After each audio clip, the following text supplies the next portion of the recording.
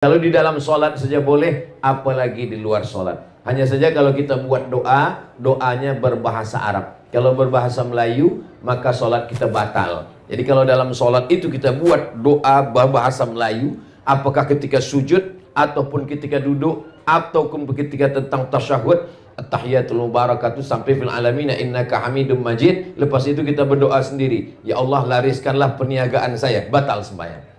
Tapi kalau kita baca dengan doa bahasa Arab, Allahumma rzuqni rizqan halalan thayyiban mubarakan fi, tak batal salat. Walaupun doa itu tidak diajarkan Nabi, tidak diajarkan Allah dalam Quran, tidak ada dalam hadis Nabi, maka doa itu tetap boleh dibacakan, baik dalam doa solat sunat maupun dalam solat fardu, maupun dalam sujud, maupun ketika tegak, maupun ketika di akhir tasyahud. Mana dalilnya? Imam Syafi'i mendoakan. Imam Syafi'i punya murid namanya Imam Hambali. Dia Imam Ahmad bin Hanbal yang masyhur dengan nama Imam Hambali. Lalu kemudian ketika Imam Syafi'i meninggal, Imam Hambali mendoakan gurunya. Apa kata Imam Hambali? Da'autu lisyafi'i fi salati. Saya doakan guru saya Imam Syafi'i dalam sembahyang saya. Arba'ina sanah, 40 tahun. 40 tahun. Apa bunyi doanya?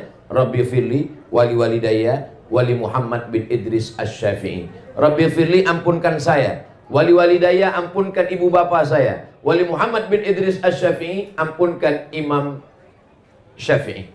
Jadi kalau puan-tuan nanti berdoa dalam sembahyang, baik waktu sujud subhana rabbiyal a'la wa bihamdi, selepas itu dia tambah doa Rabbi firli wali walidayya wali Ustaz Abdul Somad.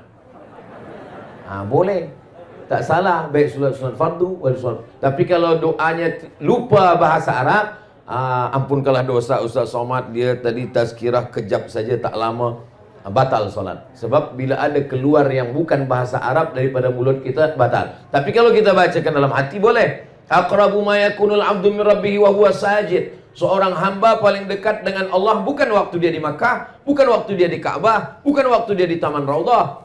Orang paling dekat dengan Allah ketika dia sedang sujud. Fa'aksiru fihi du'a, maka perbanyaklah doa ketika sedang bersujud. Berapa lama Nabi berdoa ketika sedang sujud? Kata Sayyidatuna Aisyah, istri Nabi yang menengok Nabi bagaimana Nabi sembahyang. Nabi pernah membaca ayat panjang dalam solat dan sujudnya sepanjang ayatnya.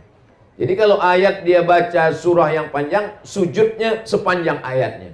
Tapi kenapa imam-imam kita hanya membaca setakat paling banyak 7? Karena kata Imam Al-Hasan Al-Basri, tasbih yang sikit 3, yang sedang 5, yang paling banyak 7. Subhana rabbiyal a'la wa bihamdi, subhana rabbiyal a'la wa bihamdi, subhana rabbiyal a'la wa bihamdi, subhana rabbiyal a'la wa bihamdi, subhana rabbiyal a'la wa bihamdi, subhana rabbiyal a'la wa bihamdi, subhana rabbiyal a'la wa bihamdi. Lebih daripada 7 makruh.